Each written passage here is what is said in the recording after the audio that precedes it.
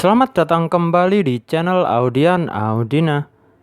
Kali ini kita bakal bahas mengenai hal-hal menarik yang bakal terjadi pada Karasuno saat melawan tim dengan blok terkuat yaitu Kamo Meidai dalam lanjutan turnamen nasional musim semi. Kita langsung saja sekarang.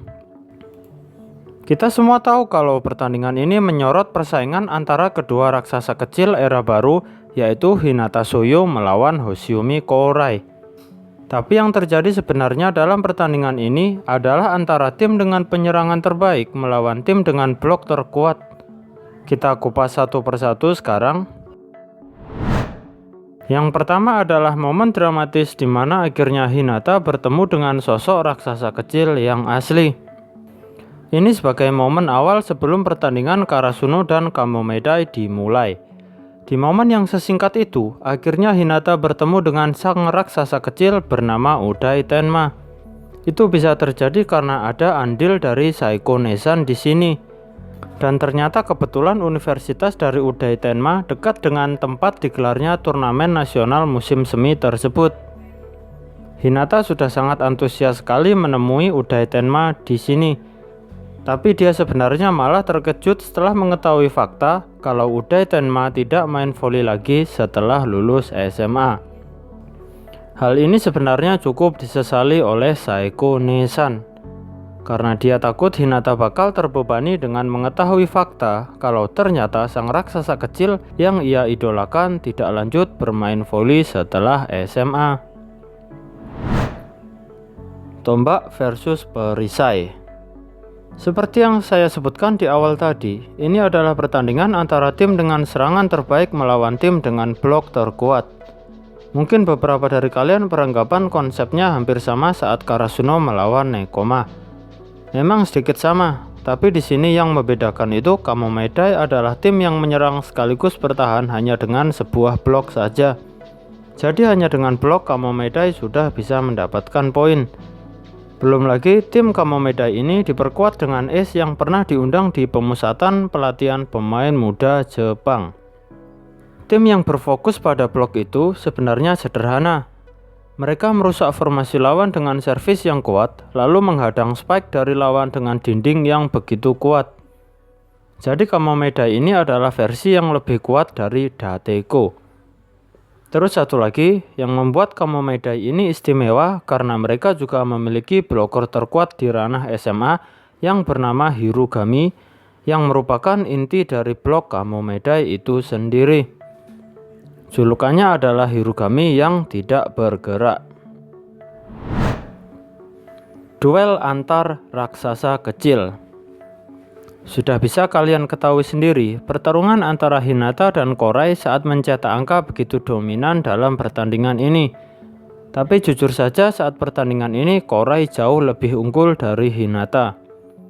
Hinata memang bisa dengan mudah mencetak angka dengan kecepatan serta tinggi lompatannya itu sendiri.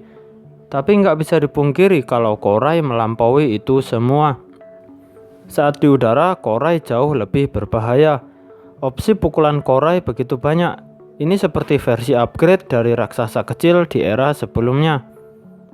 Kourai adalah pemain serba bisa dengan intensitas yang tinggi dalam mencetak poin. Tapi di pertandingan ini Hinata juga nggak kalah hebat kok. Bloker terbaik di tingkat SMA juga diobrak-abrik sama Hinata. Yang membuat Kourai lebih unggul dari Hinata adalah pengalamannya yang jauh lebih banyak.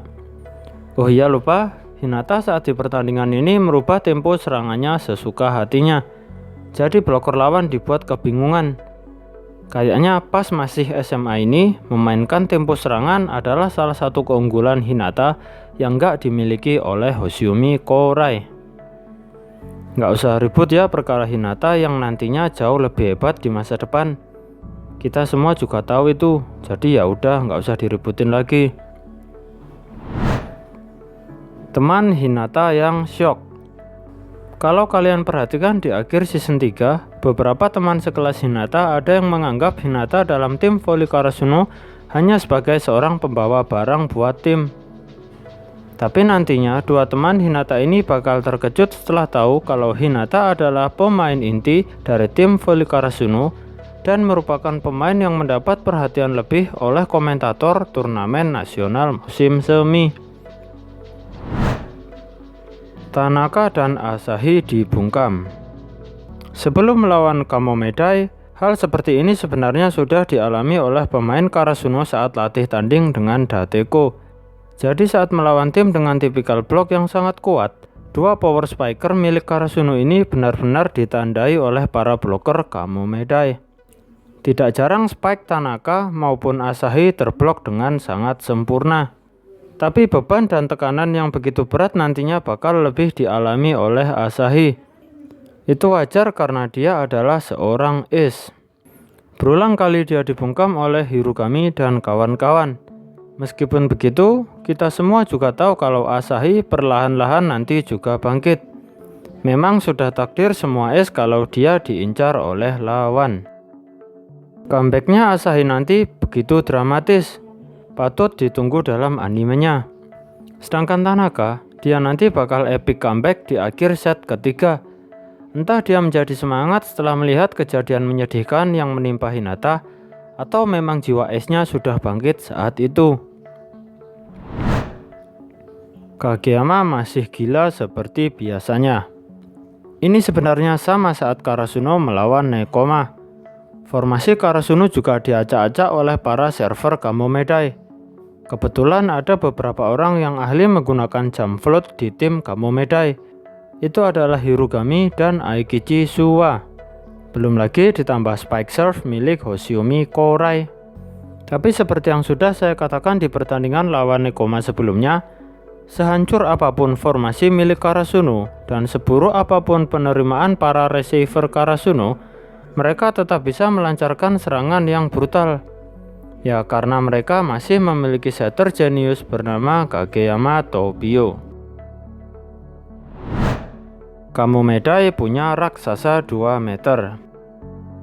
Selain Yakuzawa, ternyata ada pemain dengan tinggi 2 meter juga di turnamen voli tingkat SMA ini. Dia adalah Hakuba Gao dari Kamomedai. Dalam manga Haikyuu ini, pemain 2 meter digambarkan masih belum begitu jago.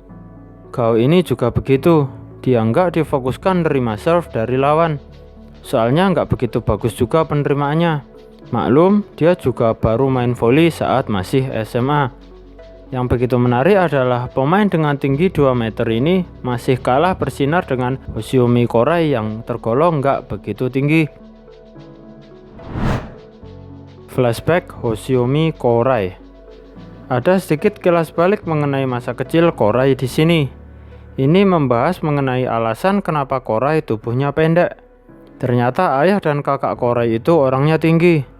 Tapi kebetulan saja Korai nggak mewarisi genetik tersebut dari ayahnya. Dikatakan oleh ibu Korai itu sendiri kalau kakek Korai dulu juga pendek. Dan ibu Korai sendiri ternyata juga pendek. Namun hal itu nggak bisa menghentikan Korai untuk bermain voli. Korai telah membuktikannya. Meskipun menjadi pendek itu dirugikan dalam olahraga voli, bukan berarti pendek itu lemah.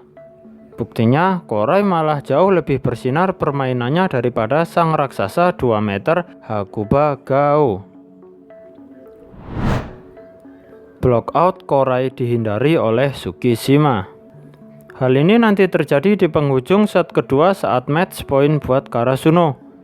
Jadi Karasuno mengambil alih set kedua berkat Tsukishima ini. Hal ini bisa terjadi karena Sugi rajin berlatih dengan Hinata. Sugi terus mengamati pergerakan Hinata saat hendak melakukan pukulan block out. Dan setelah melewati trial dan error yang lumayan banyak, akhirnya Sugi menemukan ciri khas spiker yang hendak melakukan pukulan block out. Hal itu terletak pada tatapan matanya. Jadi di penghujung set kedua ini, Sugi menyadari kalau tatapan mata milik Korai sedang mengincar pukulan block out. Dengan sikap juga, Sugi segera menghindari pukulan tersebut.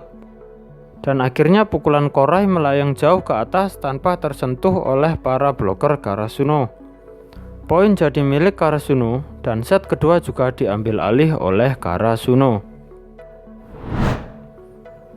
Lahirnya umpan terkuat. Sebelum Karasuno melawan Kamomedai, Korai sempat bilang kepada Hinata bahwa ini adalah pertandingan untuk menentukan siapa raksasa kecil yang sebenarnya di antara kita. Namun yang terjadi malah berbeda. Dalam pertandingan ini malah terlahir sang umpan terkuat bernama Hinata Soyo. Hal ini bisa terjadi karena Hinata merubah tempo serangan miliknya dengan sesuka hatinya, sehingga para bloker Kamomedai dibuat kacau olehnya. Belum lagi gerakan Hinata yang suka lari ke sana kemari membuat para bloker membencinya. Dari sinilah nanti lahir seorang umpan terkuat. Bloker Kamomedai dibuat terus berfokus pada pergerakan liar Hinata. Hal tersebut akhirnya mengacaukan pikiran mereka saat bertahan. Padahal Hinata di sini hanya sebagai pengecoh. Kageyama nantinya benar-benar memanfaatkan secara maksimal momen kacaunya bloker Kamomedai ini karena ulah Hinata.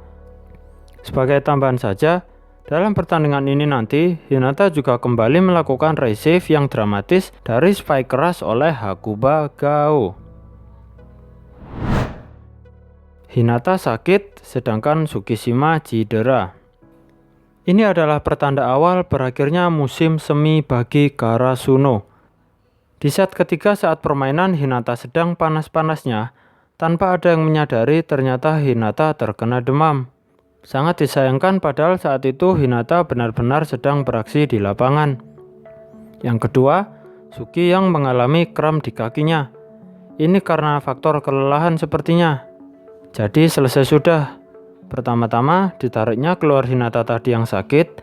Lalu inti bloker Karasuno yaitu Tsukishima juga diganti karena cedera. Hal inilah yang akhirnya membuat keseimbangan tim Karasuno memburuk. Seperti yang kalian tahu, musim semi Karasuno berakhir di momen ini. Spike keras dari Korai menghujam deras ke lapangan Karasuno di penghujung set ketiga.